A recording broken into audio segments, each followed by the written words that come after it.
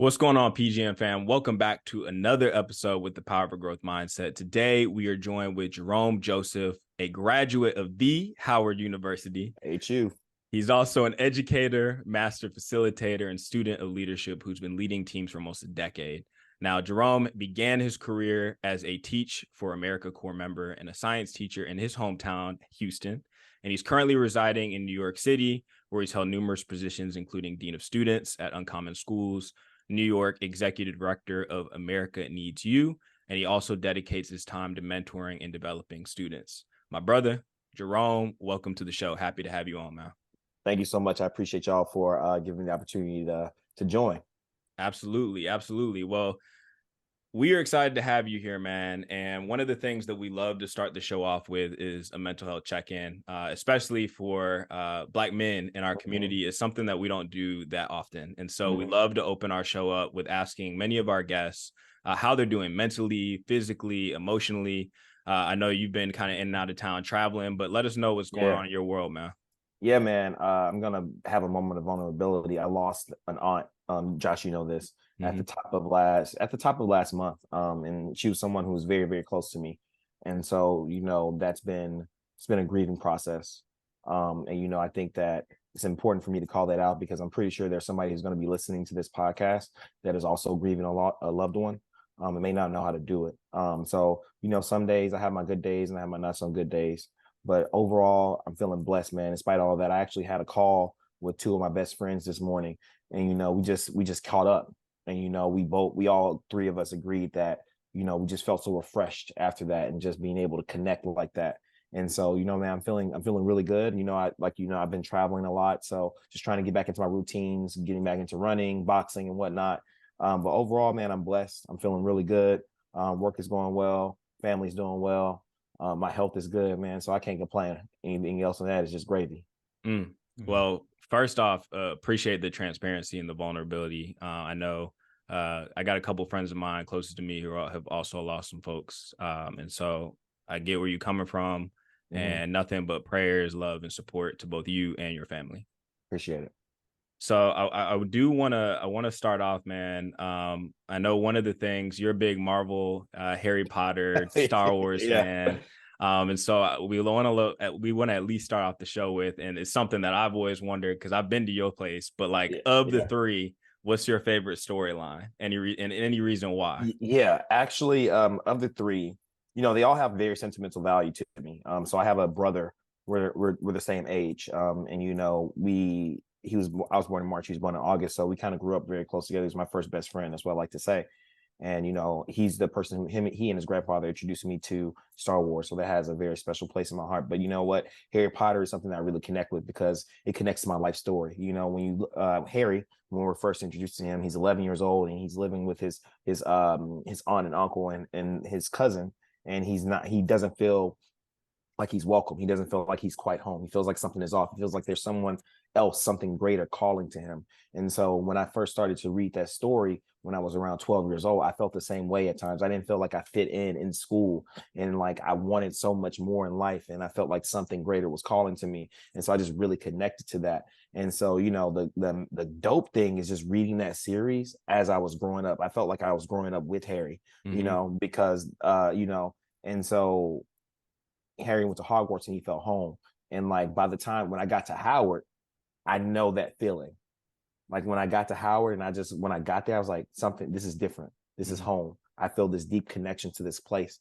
And a piece of me and piece of my heart will always be there in the same way that Harry feels the same way about Hogwarts. So that's why that story has so much connection to me. And it just connects so much as well. I lost my father when I was young. He lost his parents. So just a lot of connections there, man, as well. I love it, man. I love it. As somebody who has grown up being both a Harry Potter and a Star Wars fan, I can relate. It's the idea of just trying to fit in, but then, you find that home. And much like you, like for me, North Carolina is kind of like home for me. Growing up, I moved around growing up. And when it came to connecting to folks, trying to find friends, trying to find some place that I could just fit in, you find places like Mike, that's somebody that I connected with when I was home, and I've got a Right. lot of other family members who are home, so Yeah. I can totally relate to where you're coming from, Yeah. and just appreciate that transparency. But I do want to Also, go ahead. Star Wars is overly saturated nowadays too. Come They're on, doing this stuff. man. Come on, I'm man. just saying. I'm just No, saying. I'm just we saying. can debate it, the little series here now and then, but like, I don't know. I think the core storyline is, you're not gonna beat that. Yeah, I know. I agree. I agree. So I have to ask you, man, because Mhm. in the spirit of mental health and keeping yourself together, you're pretty active, and you mentioned that you focus on running, Yeah. cycling, traveling. Yeah. But especially for the folks in the audience, Mhm. because you have a demanding schedule, how do Yeah. you make sure that this contributes to ensuring that you're still growing, you're taking care of yourself, and so forth? Because I think that's important, especially for folks who have these crazy busy lives. Yeah, man. I think that it's all about routine. One of the biggest things this past month with all the traveling, it's been hard. I've been knocked out of my routine. So I'm Mm-hmm. trying to get back into it. I think that you know, one of the most radical things we can do is take care of self. I'm gonna say it one more time. One of the most radical and courageous things we can do is take care of self. There's so many things that pull us in so many different directions in life. You have family, you have a significant other, work. If you're a manager, you're responsible for people at their growth at work. It's just so many directions that Mm-hmm. we get pulled in. And so if you can't take care of yourself, you can't take care of all these other things, right? And so, the first step is just being like, I'm gonna take this time. Time is, I say this all the time, time is the most valuable thing that we have, and how you use it show you how you value a thing or a person or an activity or whatever. And so, I'm going to choose this. I try to work out in the morning. So I'm going to honor myself by doing this in this morning. I'm going to take care of myself in this way. And honestly, man, when I do it, when I do that, I do feel better the rest of that. I do feel accomplished. I get that sense of accomplishment. I think that I think a lot of times people stop before they get started, Mm-hmm. if you will, in life. They say, like, they set a goal and then they don't hit the goal, and then they just quit because they feel like they failed already. Mm-hmm. And so I think when it comes to the physical fitness piece, you have to be gentle with yourself, right? In the sense that if you don't hit a goal every single time, that's okay. Every single time it's about growth. One of my favorite, I love Rocky movies, right? And then in the first Creed, when they're in Mickey's gym, and Rocky first starts to train Adonis, he tells him, look in the mirror. He says, look in the mirror. That's your opponent. That's your biggest opponent in life. It's you versus Mm-hmm. you, right? Mm-hmm. And when you're doing fitness and things like that, when I'm running, it's me against me out there, right? I got to run my race. I can't look at somebody else and do what they're doing. I have to run my race. I have to focus on self. And so I know what my race is, but I have to set those goals, and I have to hold myself accountable. But I can't beat myself up so much into a feeling of inaction, right? Mm-hmm. So it's all about balance.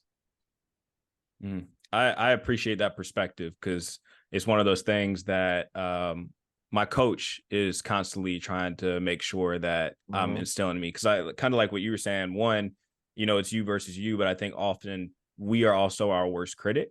Yes, And so 100%. it's one of those things where um, as you were talking about, we'll take the gym, for example, right? A Mm-hmm. lot of people will say, hey, I want to dedicate the time, and they quit before immediately getting the result. But what we Mm-hmm. fail to forget sometimes is it truly is a little each day. Mm-hmm. If your goal is to run a mile and you can't run a mile right now, maybe it's just one lap around the track and that's the win Mhm, for the day. Maybe it's mhm, 2 laps around the track. That's the win for the day. mhm, And so I appreciate that perspective, because I think all too often we either beat ourselves up to the point where we do quit, or we just quit without even giving it a chance. And mhm, as we know in life, that takes time. mhm, So I do want to transition, and I think it's a very important part of your story. You mhm. you mentioned in your bio that you joined Teach for America, Yeah. and we're really curious, in as somebody who knows you, some of the things that you're involved in with the Mhm. community. Right. How did that experience change or I wouldn't say change, but shape your perspective on education, on leadership? Yeah. Because as we see, things are starting to change a little bit today. Yeah. That's a great question, man. I think that I had an amazing band director named Mr. Goods in middle school. And I was a pretty he noticed my talent with music along with a few of my friends, and we would just stay after school every day, and like we'll be there like 4 or 5, and he would do that every day. Like I'm talking about Monday through Friday, and sometimes he'll drop us off at home. And we did that every day for like 2 years. This is for my 7th and 8th grade year. And you know, when I look back at that, we could have been doing anything, but we were doing something constructive. And I say that because, you know, I got a music scholarship to Howard. That's part of how I paid. Like I was in the marching band and the symphonic band, but it was like laying that groundwork back then, which led me to that. But he invested in me so much time and energy and wisdom, and I wouldn't be who I am without him, right? And so I think about him. I think about Miss Julia Lewis, who was my 9th and 10th grade English teacher, who gave us SAT words, vocabulary words every day, every week for 2 years, right? And I scored almost perfect on the ACT verbal because of that. And that helped me get a scholarship to Howard, right? So it's like having those important people in your lives. It's important. I have one of my tattoos says Ubuntu, and it's a West African principle that means I am who I am because we all are. So that means if my brother and sister isn't doing well, then I'm not doing well. So it's a very communal thing. And so that's what teaching was for me. I wanted to pay it forward for those who poured into me. Because we all have villages. Every single person has a village, and nobody succeeds alone. And so I just wanted to just pay it forward what I could. And so the special part about teaching for me was I actually taught in the neighborhood that I grew up in Houston, right? So it's an area called Fifth Ward in Houston. My uncle actually went to the school that I taught at. My grandfather still goes to church in the community, like a minute drive up the road. I grew up around there because I was going to church. My great-grandmother, my great-great-grandmother, my grandmother owns property there. My dad, his brothers, they all grew up around there. So there's a lot of family roots. And so it was a very special thing for me to be able to come back there and being like, yo, I'm here. I'm from here. You know, and it was also a very interesting experience because, you know, I was the youngest person on my team. And a lot of times with Teach for America, they try to cluster core members together at their school, but I was the only person at my school. So I had a very different experience. And so I was like, my department chair, my science department chair, she had been teaching at the school longer than I had been alive. Right. And so I'm this young whippersnapper. I'm coming in wearing suits every day. They like, who is this kid? You know, but I was passionate, man. I was passionate, but I didn't know nothing. And you know, when you're you know, when you achieve at high levels for so long, teaching is the most humbling thing. I was so bad. I was terrible. I was not good. And that was like one of the first times in my life that I had done something and I had failed, and I was failing at it. And you know, kids are honest, man. They are brutal. If it's bad, they gonna let it know. They gonna let you know. Then some of the nicer kids they've come to me. Like I'll never forget, man. One day, my first year, one of the little sweetest little kids I had, she just came to me and she just kind of did like this. She's like, "It's okay, Mr. Joseph. You'll get them tomorrow." I was like, I'm done. I'm done. But what did it teach me, man? It taught me so much. I'm so grateful for my experience, being able to work in the schools and the communities that I did.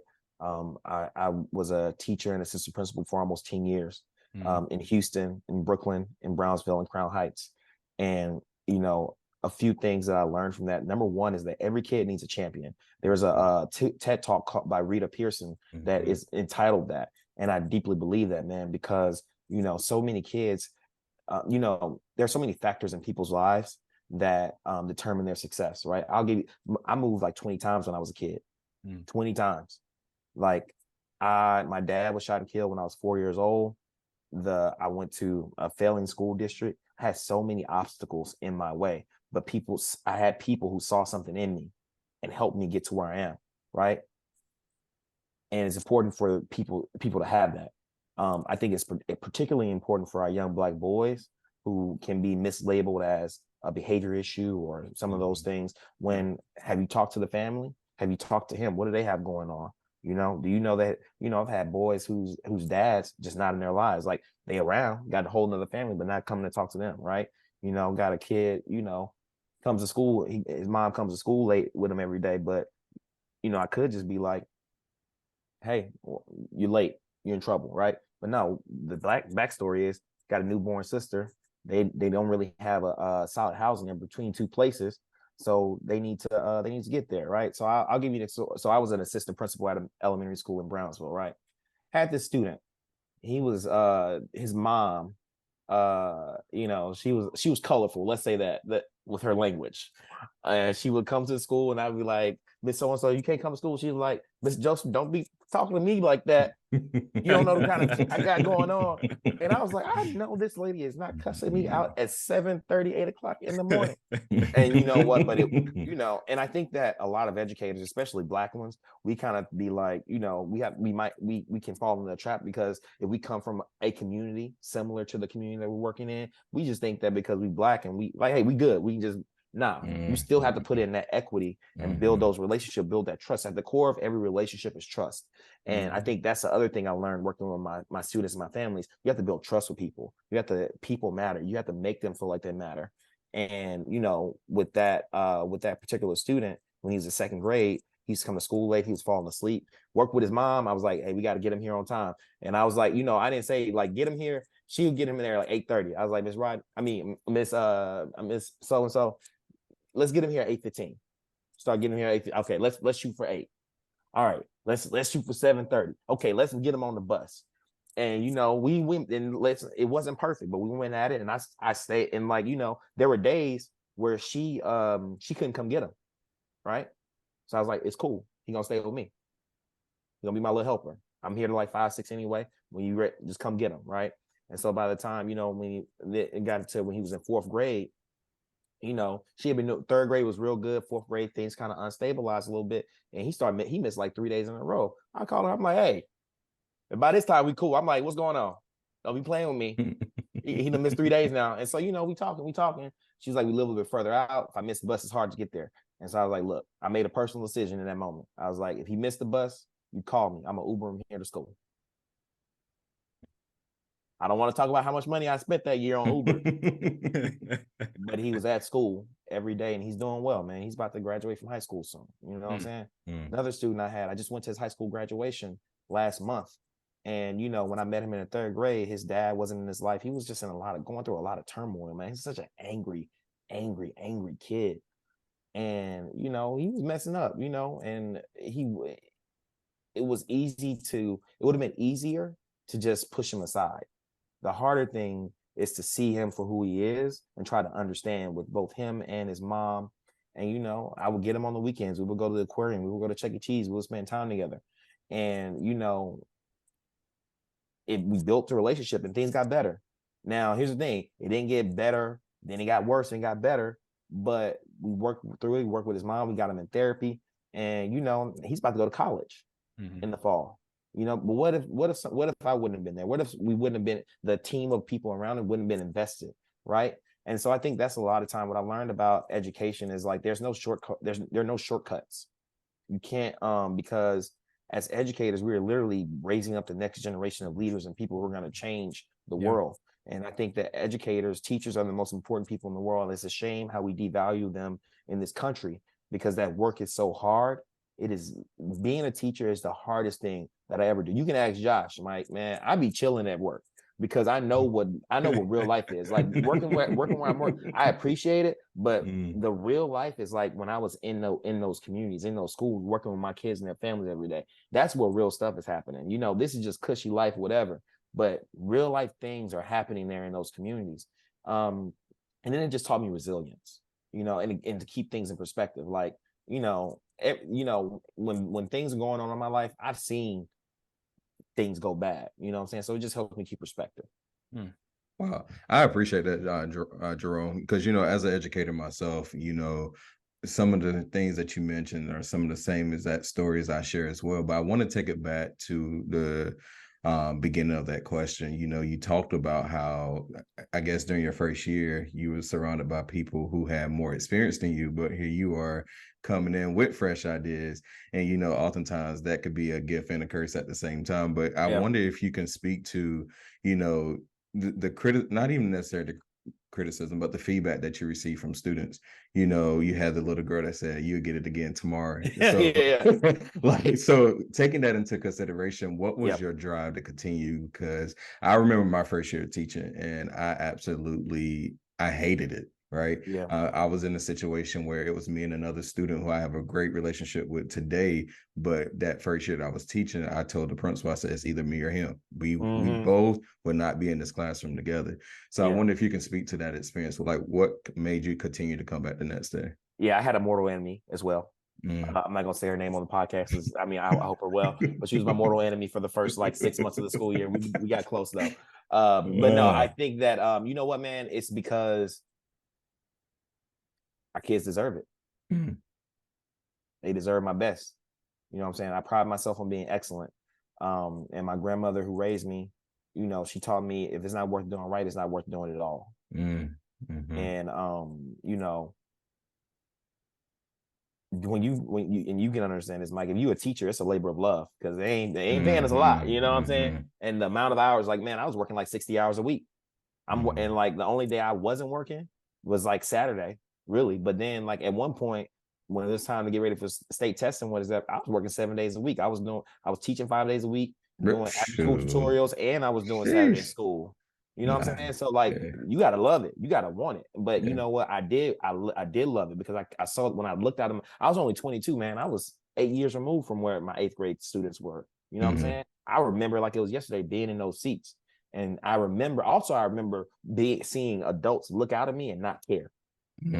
I remember, you know, I was a bio major, right? I struggled at Howard my first year because I didn't get the quality of education across like consistently in what I needed to learn. And so like my mindset going in, I'm like, if I have a student here who want to major in biology or they need to take a prereq for a life science prereq, they're not going to struggle. They're going to know this periodic table and know how to identify these atoms. I'm going to make sure I educate them. I'm going to do it in a way to make it fun. I think that you know, kids are earnest, man. And when and you know, I talk about that trust. When you start to build their trust, they show up for you, man. They show up for you hard. And when they show up for you, how dare me not do it? How dare me not do my best? You know what I'm saying? And so that's what it was. And there's nothing like seeing that aha moment in a kid's eyes when they couldn't get something and then they get it. Man, so there was this little girl, her name was Crystal. The first time I ever met her, shook her hand, and she's like, "My name is Crystal, and I'm dumb." First thing we said, right? You know what I'm saying? And like, you know, but that's because that's the message she got her whole life. That was just people taught her, and like nobody told her different. I'm like, but I was like, hey, we ain't doing all that. And she was my every day after school. Also, we bought pizza to bribe the kids. It was coming, me and my mentor teacher. But she would be after school with me every day. She would be there on Saturdays. And you know, for the science state test, it's not hard, but it's not easy as well. You know what I'm saying? And you know, one of my favorite things that year was being able to tell her that she passed. You know what I'm saying? That was a big deal to her. And it's those kind of moments that make it all worth it. The late nights, lesson plans, when you do bomb a lesson, all just seeing their face and when they're happy that they achieve something, it makes it all worth it. Wow, I receive that, man. I receive that. And so let's talk about you know, you went to uncommon schools, right? And you were able to do some turnaround. And so when I saw the data, when I saw the bio, I was just like, wow, okay. Because oftentimes we see a lot of people who say they can do a lot of things, but I don't see necessarily receipts or results. And you know, as someone who is data driven, I appreciate when I do see something like 50% reducing suspension rates by 50%. But I wonder if you can share some strategies and initiatives that you took to be able to do that, and also how did that improve the school culture and climate of the building? The first, man, Mike, I remember the first time I went on the walkthrough before I went to that school. It was stressing me out because I'm Southern. You know, you did a walkthrough? I did a walkthrough before. After I got hired, I had to interview, so I saw it. Okay. And you know, I'm Southern. I just believe, you know, we raised to believe, like, you know, it's a certain thing way kids act. You know, just you know, Northern kids different. Especially New York City kids, they be different. And so I'm just walking around the school, like kids just walking around here like they own the place. I'm like, and I'm just trying to everything in me just like, and these elementary kids, these ain't like these big kids. Yeah. And I'm just like, I'm just here to watch. But you know what? At the end of the day, man, the first thing is consistency. The first thing is being consistent, doing what you say you're gonna do. I think that when it comes to culture, when you're talking about culture, you're talking about the kind of the way you do things, the rituals and the traditions and the things that you do. And like before we got there were none of those things. So we had to build those rituals, we had to build those traditions, we had to build those expectations. And you know, we talked about what I was talking about in the last question. It's about showing up every day and coming back every day. Before I got there, they had 3 different deans or 4 different deans in the 4 years that I've been before there. I was the most longer. Like I stayed there 3 years. I was the longest tenure. But bro, it was not easy. Like man, the amount of cuss outs I got, the amount of pushback I got from teachers. But it's about holding the line and being consistent. And you know, it got worse before it got better. And I don't mean to cut you off, but do you believe that you got cussed out because the parent perception of you was the perception of the previous? It wasn't me. It was because the whole thing was a mess. It was because of the inconsistency. Because like you know, a lot of times when you have that turnover, it destabilizes it destabilizes the school community, and so there's no trust anywhere. And without trust, there's chaos. There's no trust between the teachers, and no trust between the students and the faculty and the families and the community. And then in New York, we co-locate. There's other schools in the building as well. It was just chaos, man. And so it was like, you know, like, again, I started with consistency and empathy. Empathy is so important, man. I'm not going to feel sorry for you, but I will understand what you're going through, and I'm going to push you through. I'm not going to make excuses, but I will sit in with you. I will hug and cry with you, but we're going to push through and move forward. I think that's really, really important.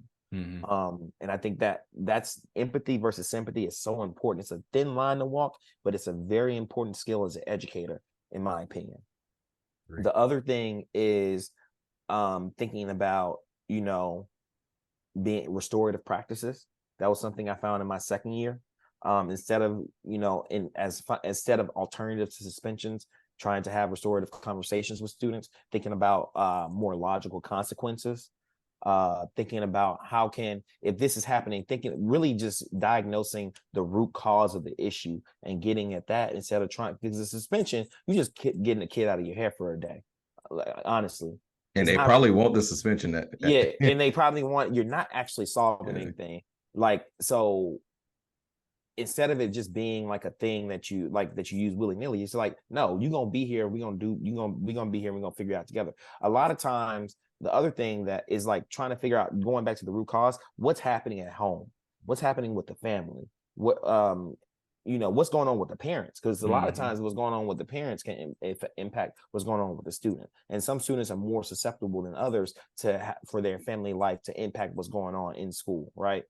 And so just trying to build out programming and things like that, giving kids something to say yes to, being excited about with our spirit community meetings on Fridays, and doing chants and cheers on Fridays. And then like our kids, our K-2 kids, they got to pick a treasure chest on Fridays. And then I built out this program for our 3rd and 4th graders called Scholar Dollars. And I like literally, bro, when I say I would print and cut like thousands of dollars, like I'm talking about racks on racks. I'm printing, cutting, distributing money, and I'm like I had a whole store that I created so kids could buy stuff on Fridays. It was they enjoyed it, man. And like, you know, being our school, thinking about our school plays, and just really giving the kid, like our after school program that we started. We did like an African drumming program. It was just a lot of stuff to say yes to. And then I started like an auction for our 3rd and 4th graders, like where we got teachers to auction experiences, and kids would save their money, and we would literally like auction like basketball, or going to like Chuck E. Cheese, or going to do this and that, like finding ways to say yes to things, and then bringing families into the school. So once a month we had Family Tuesdays, and so we would bring our families in. They would come to our morning meeting, they would participate, we'll have a special presentation, and then we would bring in community partners for wraparound services and let them present about something, and we would have breakfast. Boom, man. That kind of stuff is what you do. You gotta build a base, build that trust, build those relationships, have fun, but then you gotta hold the line. I think, and you know this, Mike, you know, when you deal with parents, the thing about parents, they don't hold the line because they be tired. And they be like, they be want to do it, and they be like, just do it. But me, I'm like, you know what, mama, daddy, you tired? I'm not. I'm gonna follow through. I done pulled up on kids at their house on my bicycle, grabbed their PS2 or their PS4, Xbox, put it in my bag, took it to my crib, get it back when me and your mom say it's ready. You ready? Hey man. Ooh. You know what I'm saying? Like, but it's like, Ooh. but sometimes it like, bro, I was in the community. Yeah. Brownsville has the, the highest concentration of projects in the country. I'm going over there after school. I'm going on the weekends picking up my kids from the towers. It was a family. It was like it was a brother and three sisters. I went to pick them up to go to church with me. It was another kid. They was like, can she come? I'm like, listen, we don't leave kids. Took me and 5 kids on the train going to church on Sunday. Then took them to Applebee's. They ordering out. I was like, y'all get one thing. And they trying to order up the whole menu. Not the 2 for 20. Yeah, but no, it's just stuff like that. Being able to do that and like show kids that you're willing to go above and beyond. I can't. If I got invited to a basketball game or a baseball game, I'm coming. You invite me to church. You invite me to your church. I'm coming. Right. But that was just like I immersed myself in the community. And a lot of times, if you really want to make a meaningful change, it's not just about going there and coming home. You got to immerse yourself if you want to make a deep change. And that's what I did. And I also I think what is important, and that I oftentimes stress to my colleagues and new teachers, new administrators, is the importance of building those relationships. Because if you were a teacher who did not have a relationship, and then you showed up to Pookie's house and you try to take his PS4, you may get got. Yeah, and so that's not exactly. But you know what? Here's the thing, and I never blame kids. It's always we adults have agency, kids have agency, but we as adults have agency because far too often the mistake that I see people make is they try to build those relationships in moments of crisis. You build the relationship on the front, and this is not just with kids, this is with any relationship. Because with any relationship, you have give and you have take. You have like a deposit. You got to make deposits. I like when I'm in relationship with people, like I'm trying to make deposits with my kids. I'm trying to make deposits with my family because I'm gonna need to take it at some point. We're gonna come to a tough road. And and I don't know if you coach teachers now. I coach teachers, and so I had to put deposits in with my teachers because there was gonna come a moment where I'm gonna have to have a tough conversation with you, and I'm gonna have to check you in a very direct way. And it's gonna come off very different if I've taken the time to build with you every day. I say good morning to you. I'm asking you about your personal life, your family. I done bought you a drink or two. We went to happy hour and all those kind of whatever, right? But you got to make deposits with people. Far too often, I think that's the problem with leadership in ways. There's a difference between I think people say leadership, but they really mean management.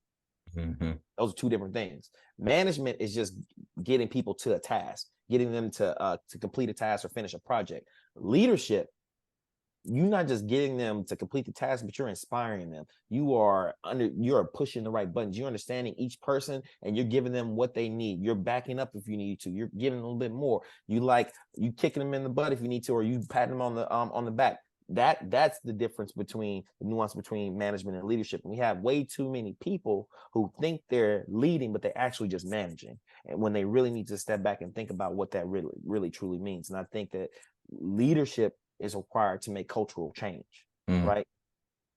You can't manage people to meaningful change, to long lasting change. Leadership is required in those instances.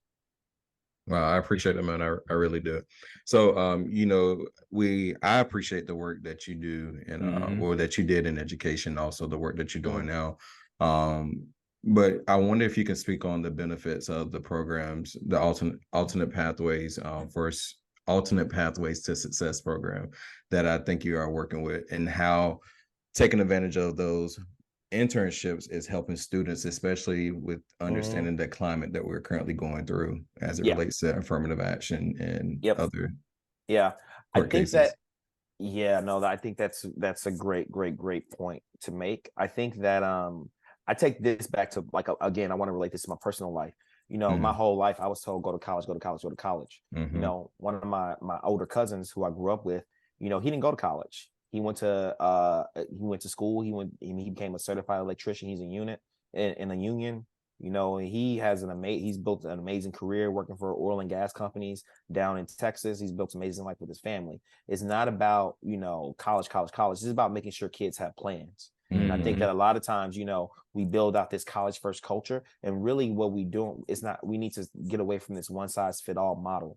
and we really need to like be more specific in figuring out plans for kids. A lot of that is like, I'm not gonna get into the whole funding and the ratio of counselors to students and whatnot, but there are a lot of options out of there outside of just going to college. And so, the power of my program. So I work with individuals who are young adults aged 18 to 29, who have a high school diploma or its equivalent, or they may have done some college, but life circumstances have prevented them from continuing. I also work with women and women identifying folks who are career changers and looking to get into software engineering. And I think that it's important. I think especially with the skyrocketing cost of college, and the proliferation of degree attainment, degrees mean a little bit less. And I think that, there's a lot more emphasis on the skills that are required for the work versus the what you learn in school, right? Not that going to college is devalued, but like I think it's more important that we see the value in life experiences and the skills that folks have. And I think that's the amazing thing about the programs that we're having. So we work with two different programs. One is Year Up. It's a year-long training and development program for young adults age 18 to 29. They do 6 months of learning and development in a specific training track, such as project management or accounting, data analytics. And then they do a 6-month internship at a company. And then we also work with another program called Ada Developers Academy, and they're a coding academy that's based out of Seattle, and they focus on serving women and gender diverse individuals and helping them become software engineers. And I think that at the end of the day, my biggest thing at the company, I'm just trying to make people realize that, hey, this is great talent. This is not charity work that we're doing. Right? We used to be on the philanthropy side, but now we're on the recruiting team. Because we need to identify this is great talent. And I believe that the name of my team is called Untapped Talent, right? There are so many people that are so talented that are not getting opportunities simply because of these archaic structures that are these archaic barriers that we have that are no longer necessary. And they're just gatekeeping, right? And so I think that the power of programs like ours and others is that we're providing opportunity where traditional hiring practices will overlook this talent. And we have some amazing individuals. Since at the company we've hosted over 1,000 interns. A lot of them are staying at the company. But we still have work to do. But I think that at the end of the day, it's mindset work. And changing a mindset is the most difficult thing you can do. Right? Because we all get all of these we have our biases, unconscious and not. And we all bring our own stuff to situations. So it's very important to have experiences with people and keep an open mind and that's how it's going to change, like kind of like one person at a time. And then that's how you build champions, and those champions spread that message, and that's how you start to change minds and hearts, right? And that's kind of what we're doing here. But it's work that I'm extremely passionate about. I would love in Europe and other countries, there are actually government sponsored programs called apprenticeships that are built into subsidies for companies. Like companies have a requirement to provide X number of apprenticeships for at their company, or they have to pay a tax or a levy, right? And we're not there in our country, but I would love for us to get to a system where there is a more developmental pathway for young people into companies. And this also goes back so I've been an educator in K through 12. I've been a nonprofit executive working with college students, and now I'm on this side. While I was a nonprofit executive, I partnered with companies to diversify their talent pipeline. And now I'm working at a company and bringing in individuals from marginalized communities into our company, right? And so my thing is, we need to start way earlier with career development, career education. We need to start because it's not enough just to have the career day. You know what I'm saying? Like, and you bring in a doctor or a lawyer. Like, who makes the most money at our company? Salespeople. Are we teaching our kids about sales? No. Do they know what it is? No. Right? What do kids, like, I'm from the hood. When I grew up in the hood, you know what I knew about being a doctor and a lawyer? That's it. So we have to do some career and technical education so our students can understand, our young people can understand what their options are. A lot of times you feel paralyzed because you don't know what to do. Knowledge is power, and knowledge can help you understand what those pathways are. But we need to get out of this mindset of college or bust. That I think the time has passed about that. There's a I forget the exact number, but at the height of the pandemic, youth age, I believe in New York City, they qualified as 18 to 24. I believe like 60% of that population was considered disconnected. Like they were not in college, they were not in college or not working, right? And so there's a lot out there. But there's a very strong workforce development community in New York that works tirelessly to come back up. But I do believe that this is my first time in the private sector, but I do believe that we as companies in the private sector do have a responsibility to help make those things better. But a lot of this starts where I would love to see some companies start to influence, because a lot of things in our country don't change unless there's some money and real backing behind it. I would love to see companies start to influence more career education at the lower levels, as particularly, and I don't want to shift the conversation too much, but AI, with this new AI wave that's coming. Yep. Whenever there are technological revolutions or new waves of things coming through, people from marginalized communities are the ones who are impacted the most or left behind. And so we need to do everything we can to equip our communities with that knowledge as with this next wave of technology is coming. Speaking of, go ahead, Mike. No, go ahead. I was just going to ask a quick question. How can individuals get plugged into those two programs that you just mentioned? Yeah, for Year Up, you can go to yearup.org.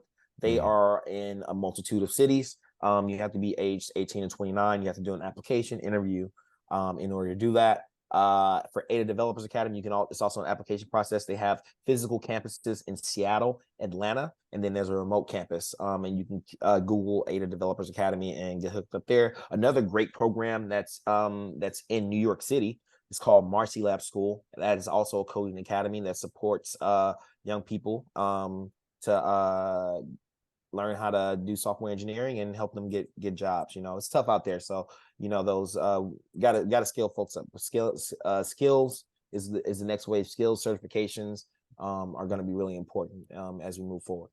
Cool. Thank you so much for sharing that.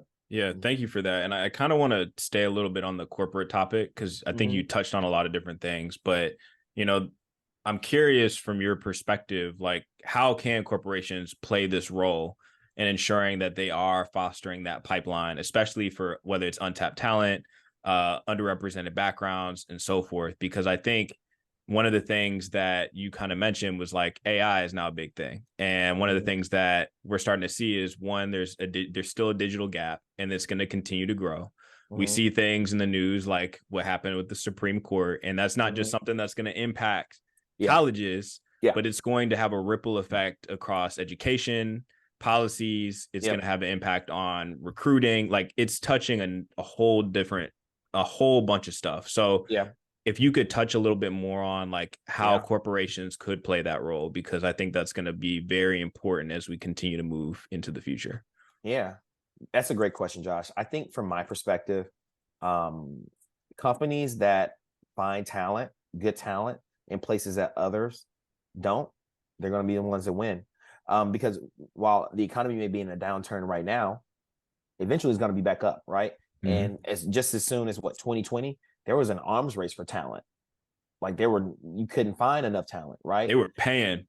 They were paying wherever you want to go. Exactly. And I do think that companies that find and build sustainable pathways from multiple communities, and not just thinking about, of course, like college, but also looking at the non-college routes, I think those are the ones that are going to be most successful.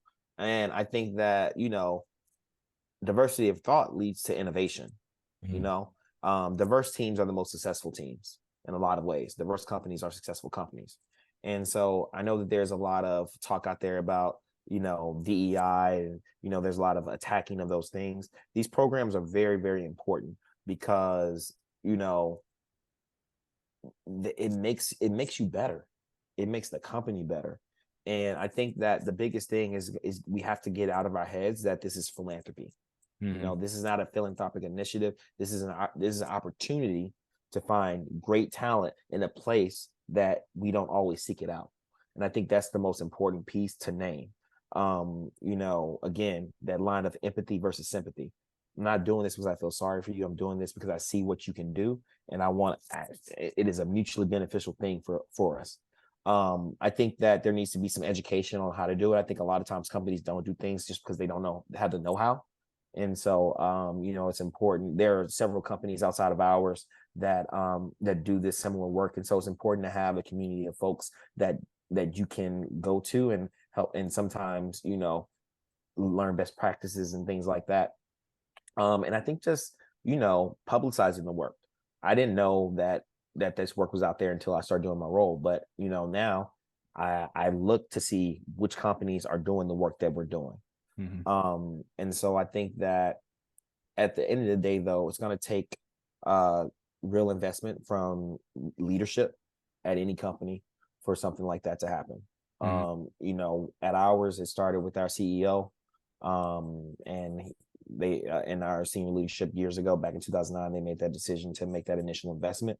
But it's going to take leadership. It's going to take courage, and it's going to take, and this is hard in a very capitalistic society that wants a ROI right away. You might not get an ROI right in this moment, but I'll give you some stats. So for example, for my ADA students, we have 17 ADA alums at the company. What do you think the average length of time they've been at the company? 1 to 2 years. 3 years is the average. Out of those 14, half of them have been promoted at least once. Right. And so there's data that shows when you are hiring folks from non-traditional backgrounds, they actually stay at the company longer and they're more loyal. A lot of times when you're hiring younger folks fresh out of college, they're chasing that bag. What if you don't have that bag? And then after they're there for a year or two, they're going to chase that next bag. But, I've seen firsthand our folks stay at the company, learn, grow, and become leaders at the company.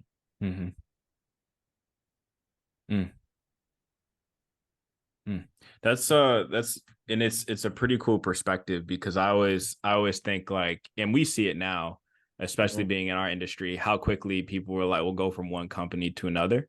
Yep. And I think that you pointed out something which is very important, is the companies that are investing in these areas, the companies that are doing these things, are going to have the workforce that, they may be a lifer at a company, or they may be more willing to do some of those additional things within the company to grow it. So thank you for highlighting that. And I always say too, one of the things that I know I was talking with somebody internally with where we're at now, and it's like, your people are what is driving your revenue.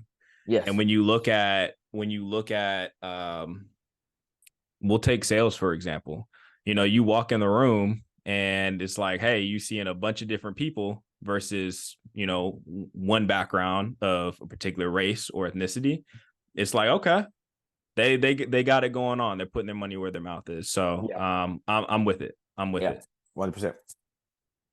So I know, Jerome, I know we're coming up on time where you have to leave, but before you leave, I know that you have a great amount of experience in education and coaching teachers, and school is about to start back for many of them. And I wonder if you could, what are some words of encouragement, advice, or things that you would like to leave for them, and some things that they should focus on this academic year?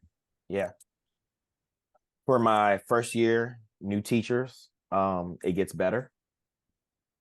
And respect the process. Respect the process. It's going to be real hard, but you got to grind through it. And this is for all teachers, leaders, veteran teachers. Invest in building those relationships on the front end. Find joy.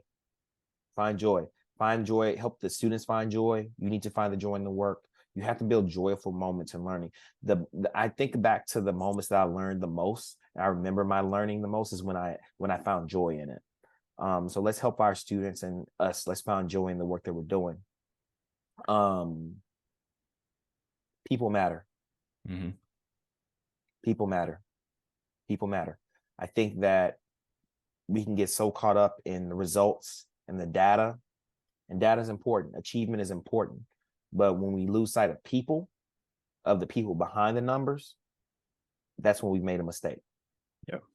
That's when we lost ourselves. I know you want to increase those reading levels, those math levels, but behind those numbers are people. The people driving those, the thing that's driving those numbers are people. So remember that in those tough moments. And then at the end of the day, I just want to say thank you to all the educators out there, the teachers, the leaders, the school support staff, the assistants, the custodians, the school safety officers, anybody involved, the after school program leaders. I just want to say thank you, because the work that you're doing is so important. You all are so important to the communities that you're a part of. Love on the kids, love on the families, but don't take no stuff. Hold them accountable, but hold them accountable empathically. And just enjoy the school year. I'm just wishing them everything, and I'm giving all the teachers and all the leaders and all the everybody involved with schools and educating children, giving y'all flowers. Y'all have an amazing school year, and good luck. Yes, sir. Yes, sir. We love it. We love it. Well, Jerome, before we wrap up, man, because I know that there was a lot that you had touched on today, but how can people stay in contact with you if people want to ask about some of the things that you've got going on? How can people reach out to you? Yeah, for sure. You can follow me on LinkedIn, Jerome Joseph. You can also follow me on Instagram, Romey_Rome, ROMEY _Rome88. You can also follow my photography account, Rome Shoots, ROMESHOOTS. And yeah, the thoughts are mine and only mine. And I just want to appreciate y'all brothers for what y'all are doing. I think this is a very important work, and what y'all trying to do is great. So I appreciate y'all allowing for me to join the pod. Two things. First off, y'all need to follow his photography page, because dude is fire. But the other thing, man, we just appreciate you coming on, spending some time with us, being transparent, and really just telling your story, because some of the things that you were talking through and some of the things that are going on in our community, they're top of mind, not only for us, but a lot of other people. So I know folks are going to be able to connect with this and a lot of the words that you said. So thank you. That. Thank you. But we want to wrap up for our audience. Jerome, you kind of said it best, man. Stay strong to who you are. I would also say, as you mentioned earlier on, don't be afraid to invest in yourself, your mental and physical well-being. Mm-hmm. But more so, as you kind of touched on in the episode, there's work that needs to be done. And we all can play a role, whether it's in a child's life, it's in our community, whether it's in the institutions that we serve. But ultimately, we all have a job, and we can pave it forward. Yes. So thank you for sharing that. Thank you to our audience for tuning in. And as we always say, it's the power of a growth mindset, and it always starts with you.